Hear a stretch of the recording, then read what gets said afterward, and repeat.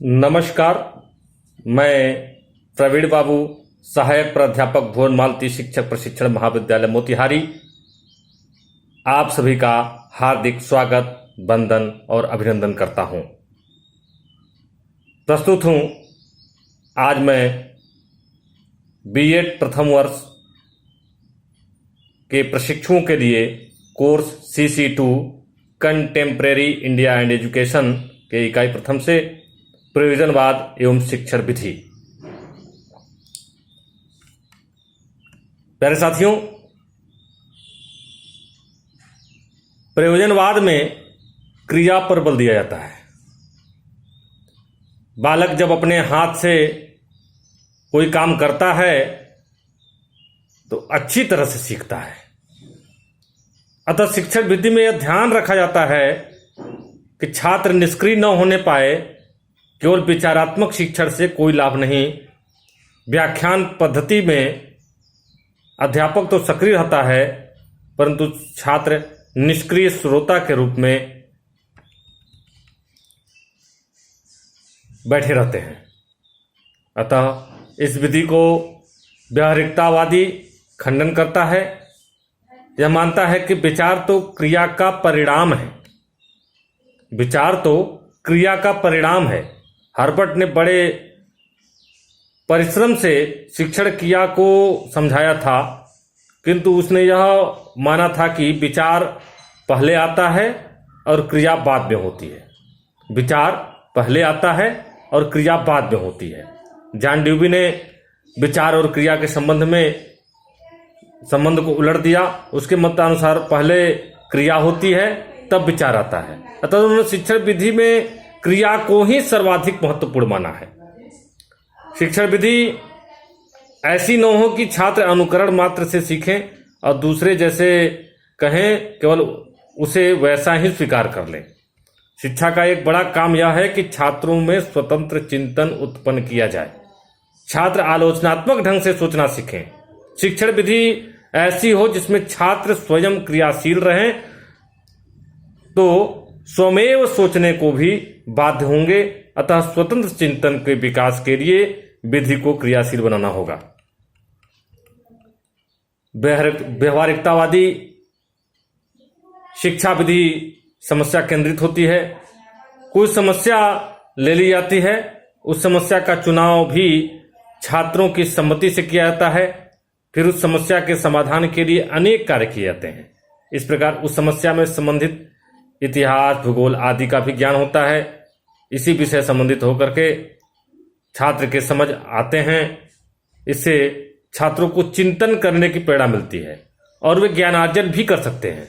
इसमें शिक्षक छात्रों के सहयोग भी कर लेता है।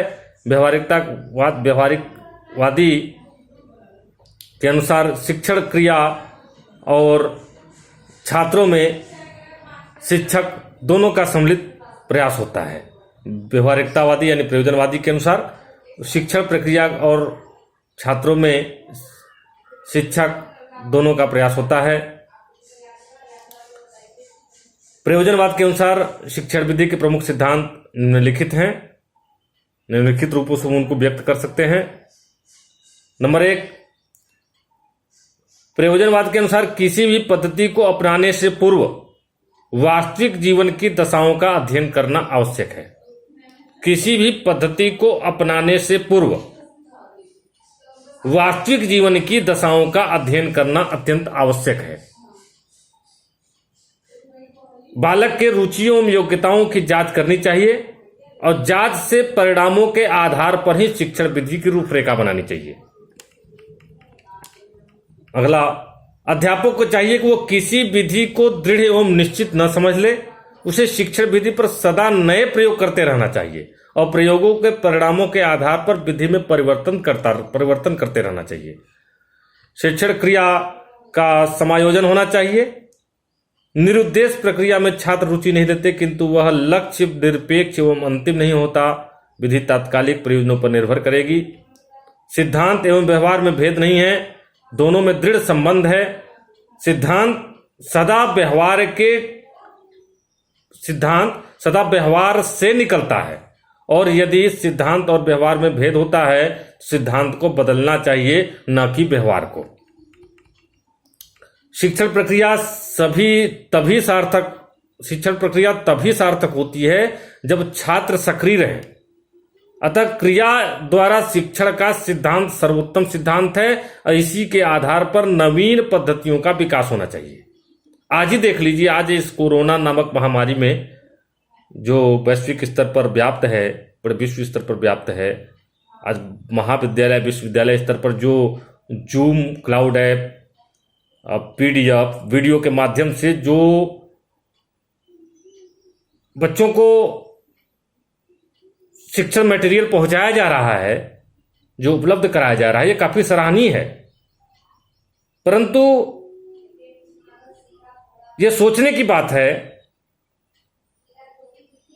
कि हम अगर किसी अपने PDF को वेबसाइट पर अपलोड करते हैं, किसी वीडियो को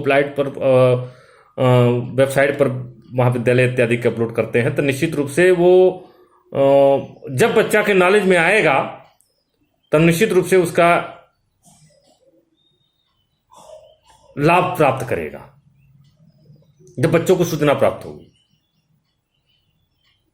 तकनीकी की समस्या हो सकती है, तमाम तरह की समस्याएं हो सकती हैं, तो ऑनलाइन क्लास में वास्तव में जितने बच्चे नामांकित हैं, उन सभी बच्चों के लिए कनेक्टिविटी की व्यवस्था करना, संसाधन की व्यवस्था करना थोड़ा सा कठिन है, लेकिन एक प्रयास होना अत्यंत आवश्यक है बच्चों को सक्रिय लाने के लिए।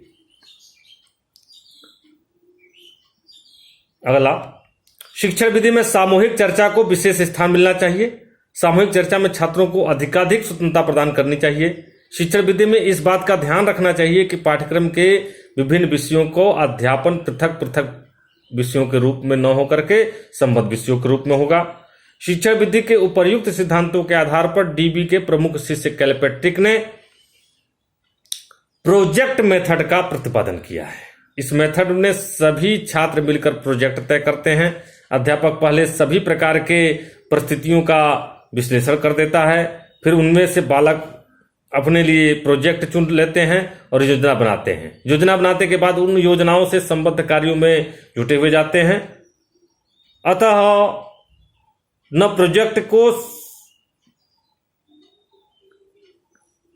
अंत में प्रोजेक्ट की समाप्ति पर उनका मूल्यांकन किया जाता है। प्रोजेक्ट में व्यक्तिगत क्रियाओं से अधिक महत्व सामूहिक क्रियाओं को दिया जाता है। आज के लिए इतना ही। अगले अध्याय में हम प्रयोजनवाद और अध्यापक, प्रयोजनवाद तथा विद्यार्थी के बारे में अध्ययन करेंगे। जय हिंद, जय भारत। बहुत बहुत धन्यवाद।